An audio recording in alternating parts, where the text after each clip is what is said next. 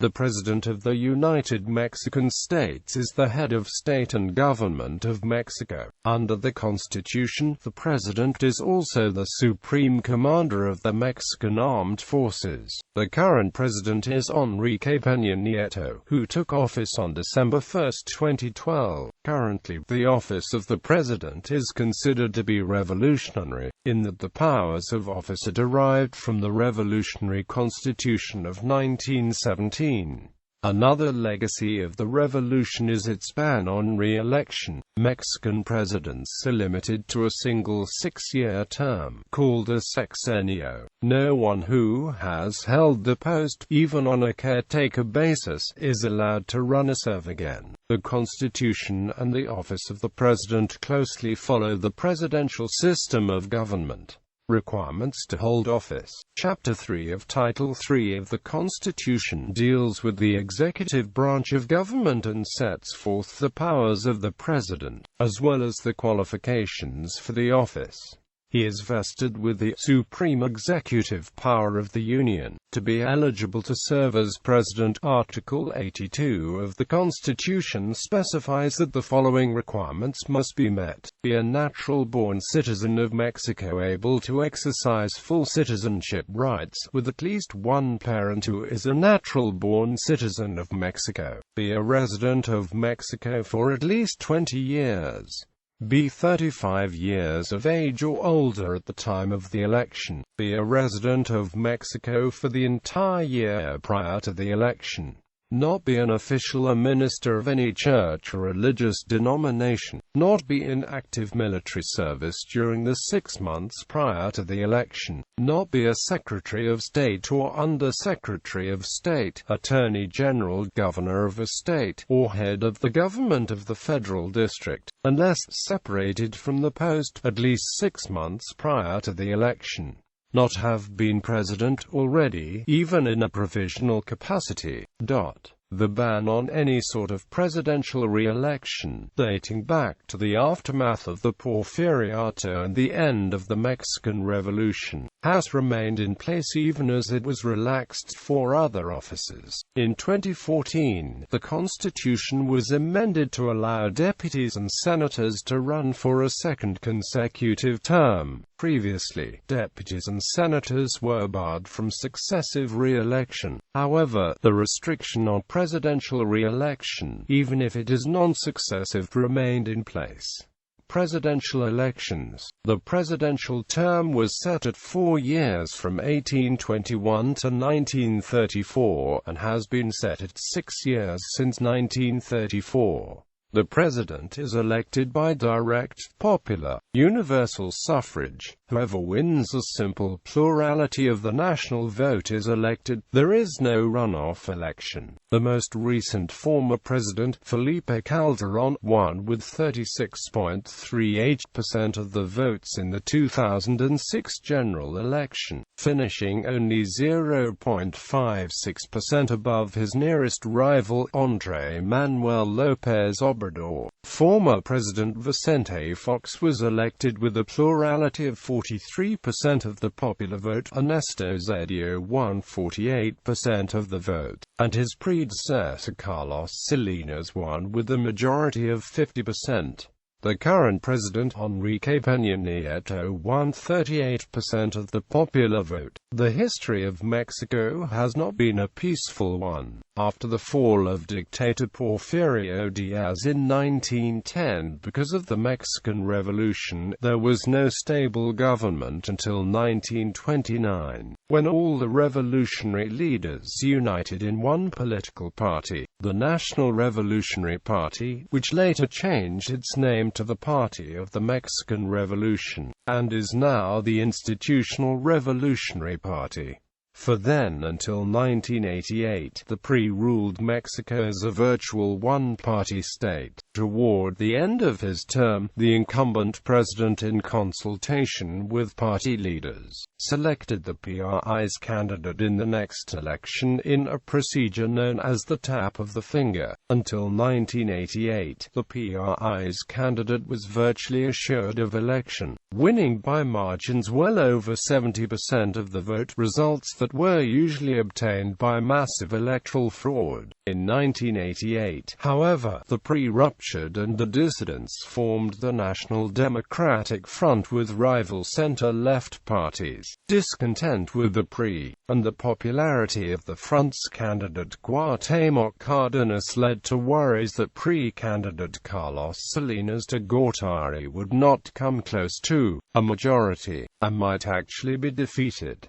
While the votes were being counted, the tabulation system mysteriously shut down. The government declared Salinas the winner, leading to stronger-than-ever allegations of electoral fraud. The PRI enacted a strict internal discipline and government presence in the country, and electoral fraud became common. After the country regained its peace, this pattern of fraud continued, with the opposition losing every election until the later part of the 20th century. The first presidential election broadly considered legitimate was the one held in 1994, when the PRI's Ernesto Zedillo took office, and in his term several reforms were enacted to ensure fairness and transparency in elections. Partly as a consequence of these reforms, the 1997 federal congressional elections saw the first opposition chamber of deputies ever, and the 2000 elections saw Vicente Fox of a PAN-PVEM alliance become the first opposition candidate to win an election since 1911.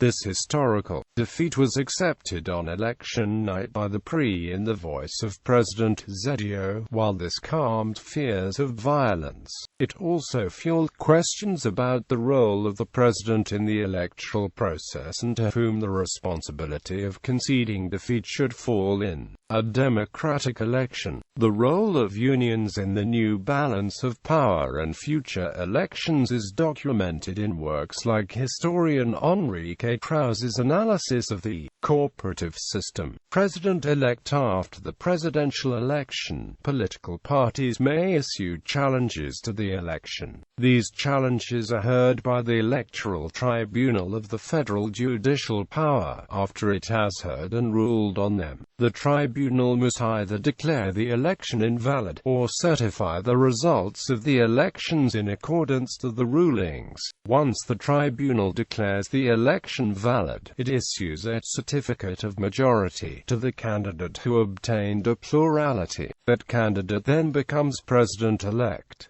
The final decision is made in September, 2 months after the election is carried out. Presidential powers. The 1917 Constitution borrowed heavily from the Constitution of the United States, providing for a clear separation of powers while giving the president wider powers than his American counterpart. However, this has only recently become the case in practice. For the first 71 years after the enactment of the 1917 Constitution, the president exercised nearly absolute control over the country. Much of this power came from the de facto monopoly status of the PRI. As mentioned above, he effectively chose his successor as president by personally nominating the PRI's candidate in the next election. In addition, the unwritten rules of the PRI allowed him to designate party officials and candidates all the way down to the local level. He thus had an important influence over the political life of the country.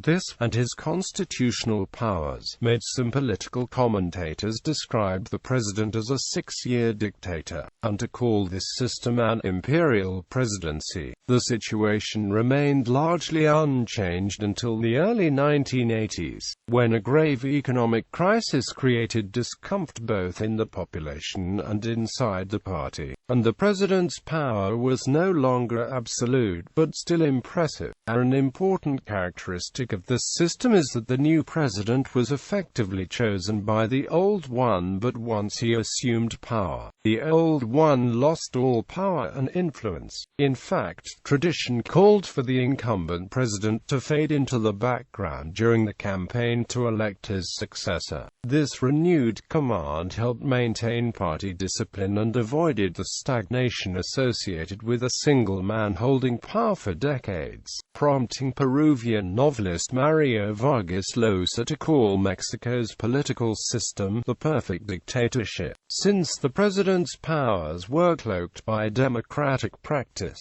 With the democratic reforms of recent years and fairer elections, the president's powers have been limited in fact as well as in name. Vargas Llosa, during the Fox administration, called this new system the imperfect democracy. His current powers and rights include the following: the right to appoint the Attorney General, the right to appoint the Attorney General and the Chief of Police of the Federal District, the right to appoint the Secretaries of State and all the members of the Mexican Executive Cabinet, the right to appoint all Mexican ambassadors, supreme power over the Army, Navy, and Air Force, the power to declare war and peace, the power of negotiating foreign treaties, the power to issue decrees, the right to nominate Supreme Court justices, the power to veto laws, the right to introduce bills in Congress for the consideration.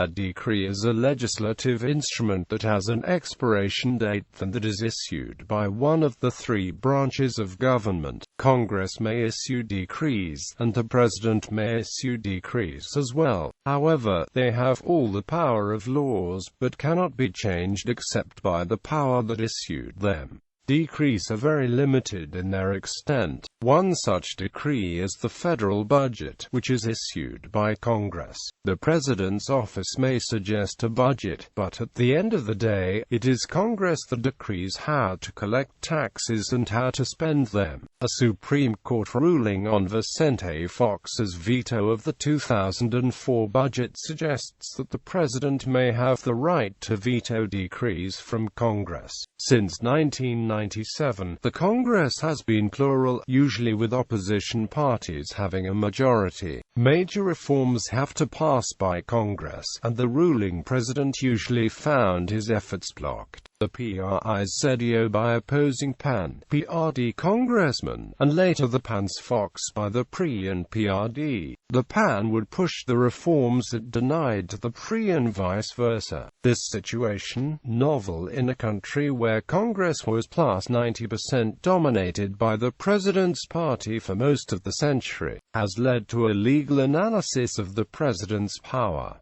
Formerly almost a dictator, the current times show the president's power as somewhat limited. In 2004, President Fox threatened to veto the budget approved by Congress, claiming the budget overstepped his authority to lead the country, only to learn no branch of government had the power to veto a decree issued by another branch of government.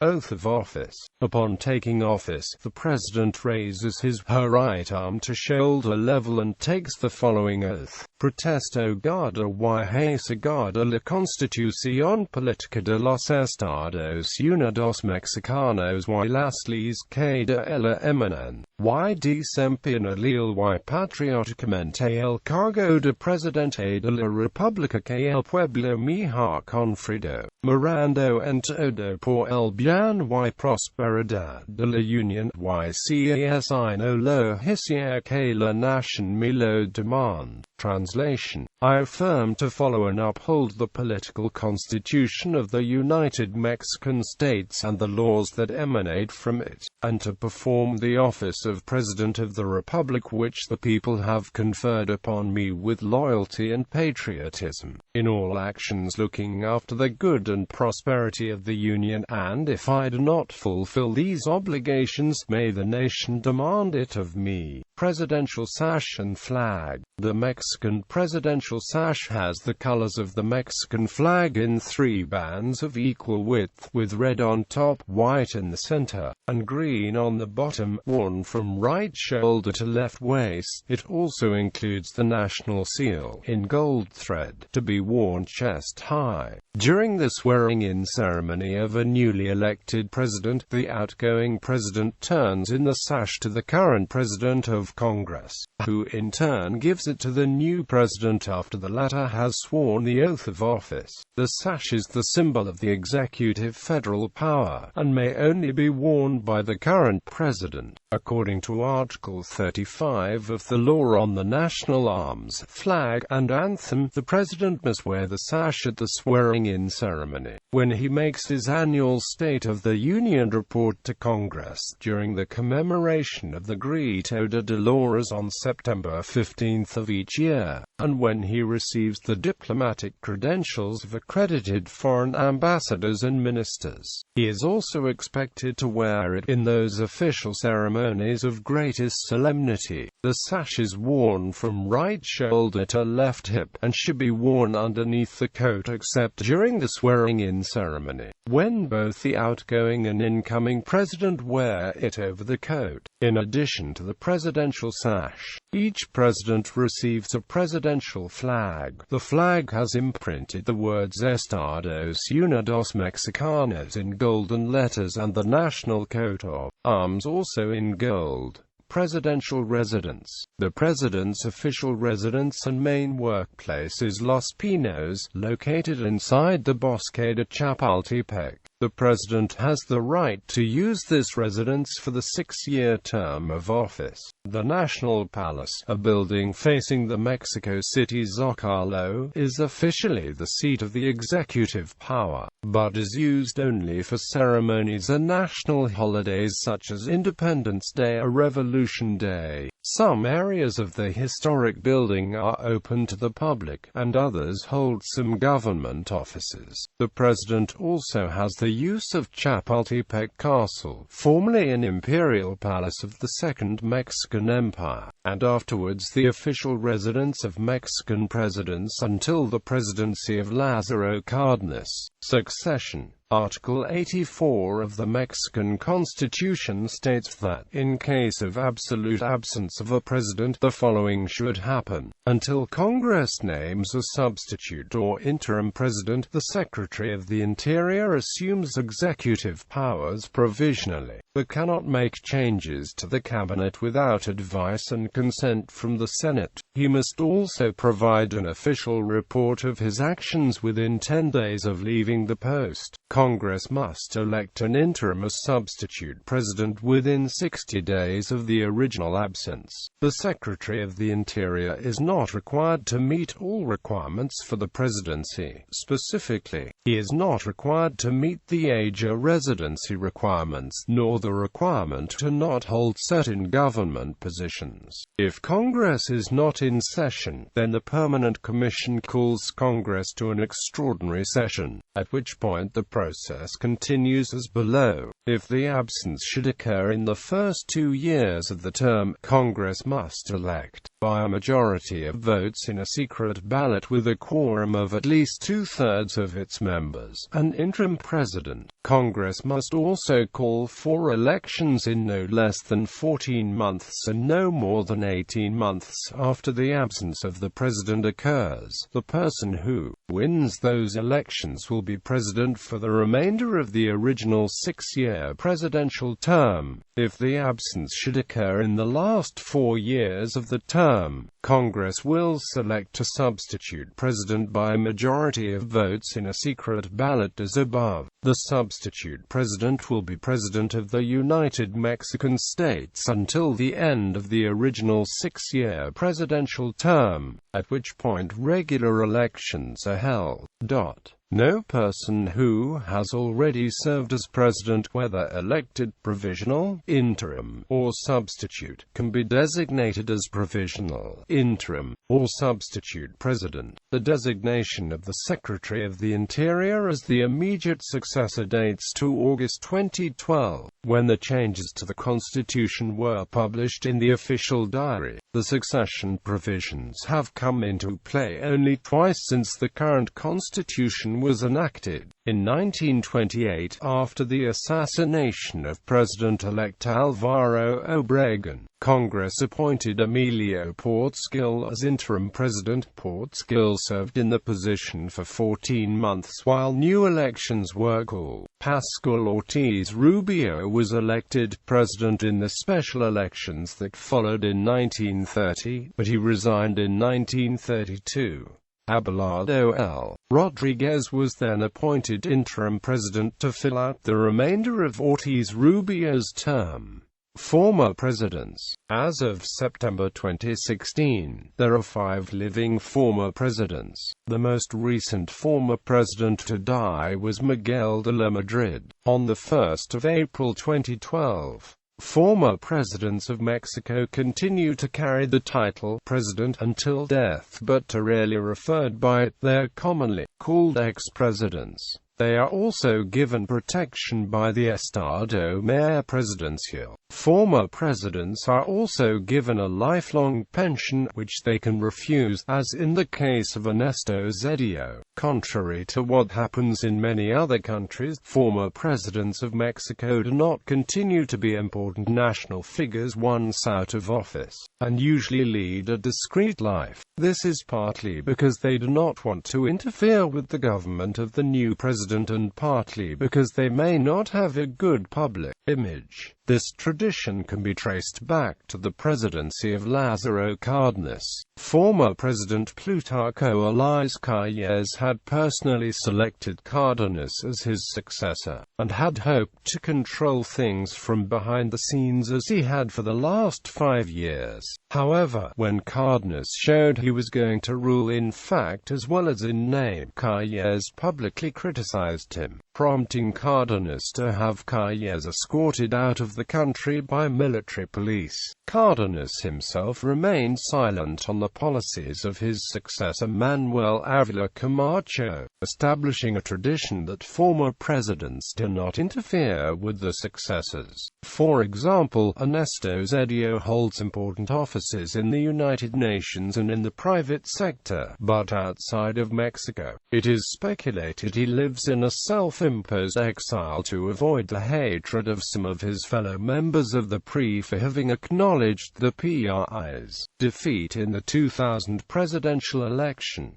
Carlos Salinas also lived in a self-imposed exile in Ireland but returned to Mexico. He campaigned intensely to have his brother, Raúl Salinas, freed after he was jailed in the early days of Zedillo's term, accused of drug trafficking and planning the assassination of José Francisco Ruiz Massieu. Carlos Salinas also wrote a book on neoliberal Mexico, secured a position with the Dow Jones Company in the United States, and worked as a professor at several prestigious universities in that country. Felipe Calderón was given a contract to work as a professor for Harvard University in 2013, but he returned to Mexico in 2014. It was rumored that he would look after the then newly created Humanist Party. This fact was eventually denied by his wife. Along with Felipe Calderón, 2 other surviving former presidents, Luis Echeverría and Vicente Fox, still live in Mexico. On June 30, 2006, Echeverría was placed under house arrest under charges of genocide for his role as Secretary of the Interior during the 1968 Tlatelolco massacre. The house arrest was lifted in 2009. List of Presidents of Mexico.